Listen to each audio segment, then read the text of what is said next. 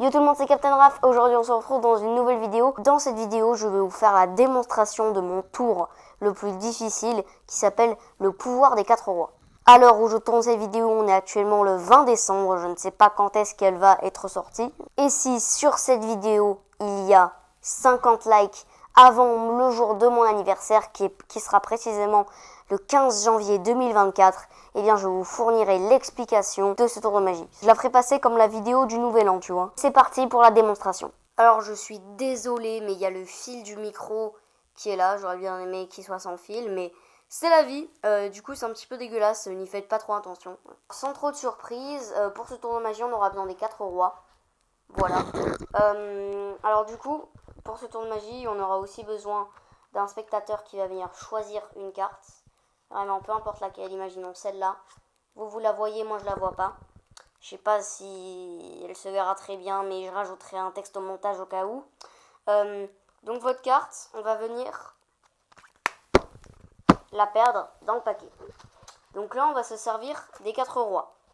Alors, je vous dis quelle sera l'utilité des 4 rois qui sont juste là.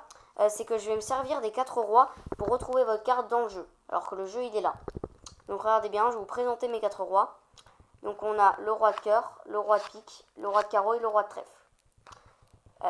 Alors du coup, le pouvoir du roi de cœur, c'est que lui, il peut se téléporter. Peu importe où on le mettra dans le jeu, il reviendra quand même sur le dessus. Là vous voyez roi de cœur. Là le roi de cœur, on le prend, on le remet dans le jeu, peu importe. Il revient quand même sur le dessus. C'était le pouvoir du roi de cœur. Donc regardez bien. La deuxième roi, le roi de pique. Lui, le roi de pique, tu vois, c'est un peu un métamorphe. Parce que là, vous voyez le roi de pique. Et là, là, vous voyez le roi de carreau. Tout en restant, bien évidemment, un roi de pique. Donc regardez bien. Là, il me reste mes 2 rois. Roi de carreau et roi de trèfle. Donc regardez bien. Là, si on prend le roi de trèfle. Là, si on le pose automatiquement. Là, ça devient un roi de carreau. Donc là, il me reste le roi de trèfle. En fait, non. Il ne me reste pas le roi de trèfle dans la main. Parce que si on regarde bien, 1, 2, 3, 4. On a bien les 4 rois. Du coup, la seule carte qui me reste, je l'espère, que c'était votre carte. Non, ça veut rien dire. J'espère que c'était votre carte. Voilà.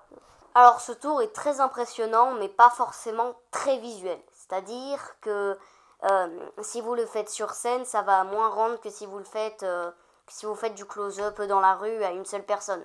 Parce que ce tour, il faut bien qu'on comprenne tout, il faut bien qu'on comprenne l'histoire, il faut bien qu'on vous entende. Parce que sinon les spectateurs ils se perdent, ils vont juste voir des transformations de cartes et ils vont pas comprendre l'utilité quoi. Bref, merci à tous et à toutes d'avoir regardé cette vidéo. N'hésitez pas à vous abonner et à liker parce que ça fait toujours plaisir. Et justement, likez énormément si vous voulez avoir l'explication de ce tour. Après, si vous aimez pas la magie, c'est bien de votre faute, vous pourrez pas impressionner vos amis. Et sinon, peut-être qu'on se retrouvera après mon anniversaire, je sais pas quand, pour les explications de ce tour. Abonne-toi. Non, sérieux, abonne-toi. Vraiment, on est bientôt aux 300 abonnés.